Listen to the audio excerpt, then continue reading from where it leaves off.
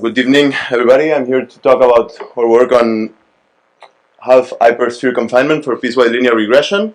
Okay, so this is work I have done within Technicolor and Leibniz University in Hanover, and my dear co-authors Jordi Salvador, Javier Ruiz, and Bodo Rosenhand. So actually this is broadly speaking piecewise regression work, but I'm going to guide the presentation through super solution, which is the application I'm mostly working on. Okay, so what's super solution? I know I'm a bit of an outsider here. So, well, super solution is it aims to enlarge, so upscale images which have an unsatisfactory pixel resolution, but actually you want to keep the same sharpness, okay, or the same spectral distribution if you want. This is a severe ill-posed problem. Actually, you have to guess what's in the pixels which you don't know beforehand. So actually what you do is you hallucinate. You learn this from low resolution to high resolution examples, okay, at the patch level usually.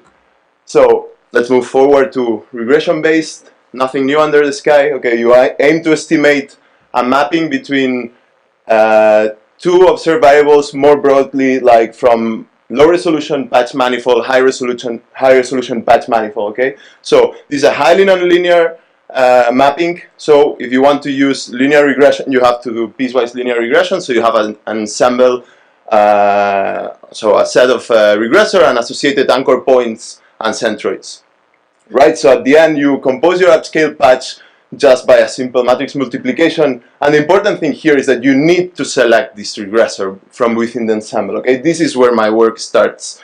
We're going to analyze a bit what happens with this metric, okay, with this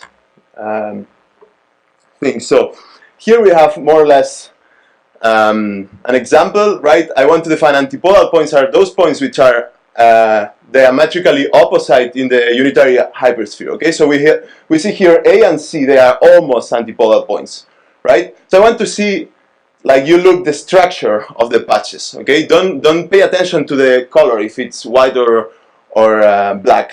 So first we see in an Euclidean metric we will actually say A and C, they are very far away, almost the most far away possible, and we will say B is our nearest neighbor. And if we actually have an antipodal invariant metric, we will say, wait, actually C, when you see the antipodal version of it, it's quite close. For a regression, this would make more sense. Why? Okay, I'm looking now at 3. If we think about like the undesired variations induced by scalar multiplications, usually when you're doing regression, you want to neutralize them. So actually, for instance, most common approach is to normalize your testing patch, right? So that the structure is maintained whatever the gain of this patch is it. But actually, what happens with all those lambdas which are negative?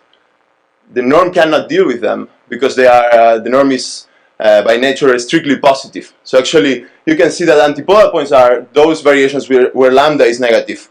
So take-home idea is we want our metric to be antipodal invariant. I will talk about that. Which one is it in the poster? So it's an angular metric. And well, the second take-home idea is, okay, now we have this metric, very nice, but we want to use a fast sublinear split, like a tree, a hashing scheme, whatever. And most of them work on the Euclidean space. So you have a problem there. You have a metric which is not Euclidean, then you cannot use them. So actually, more or less what we have is like our input points, and we want to do an embedding, okay? So in the Euclidean space, the central image, we have done MDS, so multidimensional scaling, to embed those points, keeping the antipodal invariant distance. But this takes like about minutes, in the order of minutes per image. The one we propose takes about 2 lines of C++ code, okay? It's very simple, very fast. So briefly, I will show you here some highlights of the results. So to the right and to the top, good. The other thing, bad. So actually here we have HHCR is our method. Then ASRF is last year CVPR. A plus is like well, most competitive regression method.